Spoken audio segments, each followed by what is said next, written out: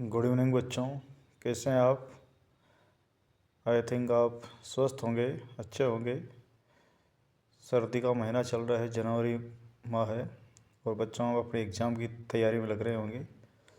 सर्दी के मौसम में रज़ाई में दुब के रहने का मन करता है, लेकिन चूँकि आपके एग्ज़ाम भी आ रहे हैं फरवरी में, अब की बार आरबीसी के एग्ज़ाम एक मंथ पहले हो रहे हैं और सीबीएसई के एग्ज़ाम भी फरवरी में हो रहे हैं।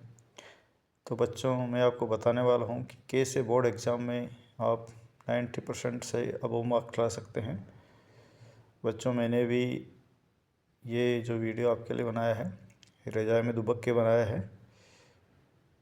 आई थिंक आप इसे लाइक करेंगे। मेरा मकसद है कि एग्ज़ाम का स्ट्रेस आपको न हो और आपको एक पढ़ने की प्लानिंग मिल जाए। इसके लिए मैं अपने एक्सपीरियंस के आधार पर आपको कुछ टिप्स दे रहा हूँ। आई थिंक आपको ये पसंद आएगा। तो देखिए, बोर्ड एग्ज़ाम में कैसे ला सकते हैं हम 90% मार्क्स। इसके लिए बच्चों को एक बहुत ही अच्छी स्ट्रेटजी, रणनीति बनानी पड़ेगी। मैं शॉर्ट एंड स्वीट आपको एक पॉइंट्स बता रहा हूँ, इनको आप फॉलो करें तो आप बहुत अच्छे मार्क्स ला सकते हैं। पहला है, आप रेगुलर स्टडी करें। किसी भी चीज़ के लिए होता है नियमित अध्ययन करना आपको। ऐसा नहीं कि एक दिन छोड़ कर एक दिन पढ़ें, 2 दिन पढ़ ले फिर 5-7 दिन की गई। ऐसा नहीं, आपको अपने स्टडी को रेगुलरिटी देनी है। इसके अलावा टाइम टेबल मैनेज करें। किसी भी चीज़ के लिए टाइम टेबल होना ज़रूरी होता है कि आप 6 घंटे पढ़ रहे हैं तो इनको 6 घंटों में किस विषय को कितना टाइम देंगे, ये फिक्स होना चाहिए। किस विषय को आप मॉर्निंग में पढ़ेंगे, कब इवनिंग में, कब नाइट में। टाइम टेबल बनाना बहुत ज़रूरी होता है। शॉर्ट नोट्स बनाएं। बुक्स में जो लिखा है या टीचर जो आपको एक पढ़ाते हैं वो एक्सप्लेन करते हैं, वो लेंथी होता है। ऐसे में आप अपने स्टडी मटेरियल को अपनी लैंग्वेज में जितना शॉर्ट हो सकते हैं उतना बनाएं, ताकि एग्ज़ाम से पहले आप उनका फास्ट रिवीजन कर सकें। इसके अलावा एग्ज़ाम से 15 दिन पहले आप पूरे सिलेबस का फास्ट रिवीजन करें। बच्चों में बेहद ज़रूरी होता है कि एग्ज़ाम से जब 15 दिन पहले बच जाएँ तो आपको अपना सारा सिलेबस है उसको 2 या 3 बार रिवाइज कर लेना है। और एग्ज़ाम के 15 दिन पहले तो आपको पूरे सिलेबस के और फास्टली रिवीजन करना होता है, क्योंकि एग्ज़ाम से 5-7 दिन पहले आप अपने अदर सब्जेक्ट की स्टडी को छोड़ देते हैं, वही सब्जेक्ट पढ़ते हैं जिसका एग्ज़ाम होना है। इसलिए आप एग्ज़ाम से 15 दिन पहले ही सभी जो आपकी बुक्स हैं उनका फास्टली रिवीजन करें। इसके अलावा रटे नहीं, समझ कर पढ़ें। किसी भी चीज़ को बच्चों को रटना नहीं चाहिए, समझना है। चाहे साइंस हो, चाहे मैथ हो, चाहे हिंदी हो, संस्कृत हो, एसएसटी हो, जितना हो सके समझें। और उसके बाद में कुछ अगर फैक्ट, जैसे एसएसटी में होता है कोई ईयर, डेट, तो उनको लर्न भी करना होता है, उनको रटना भी होता है। इसके अलावा कठिन टॉपिक पर टीचर्स, अपने क्लासमेट्स से डिस्कस करें। कुछ ऐसे टॉपिक जो आपको समझने में बहुत कठिनाई आ रही हैं तो उनको क्लास में टीचर्स से डिस्कस करें। अपने आसपास के जो आपके क्लासमेट हैं उनसे भी टॉपिक करें।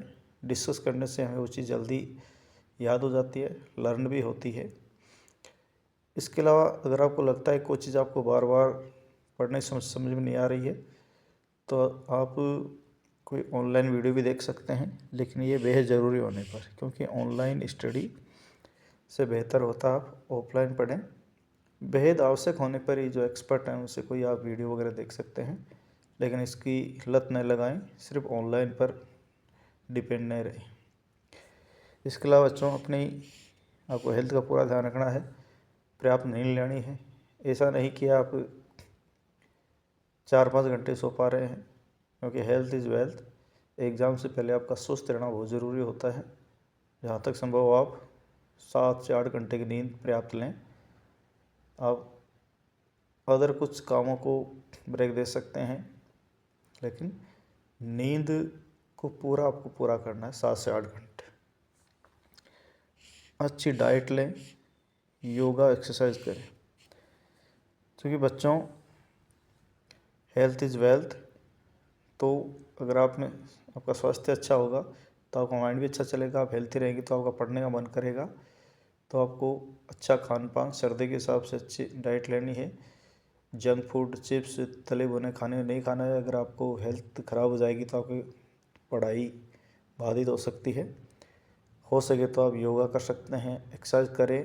कुल मिलाकर आपको अपने हेल्थ को मेंटेन रखना है। एग्ज़ाम से पहले हल्का म्यूजिक सुने, जो भी आपको म्यूजिक पसंद है, जो आप लाइक करते हैं, हल्का म्यूजिक वो सुन सकते हैं।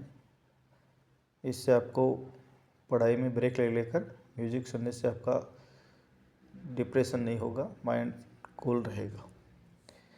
इसके अलावा बच्चों ज़रूरी है कि आप बीच बीच में ब्रेक लेकर पढ़ें। ऐसा नहीं कि आप 3-4 घंटे रेगुलर पढ़ रहे हैं।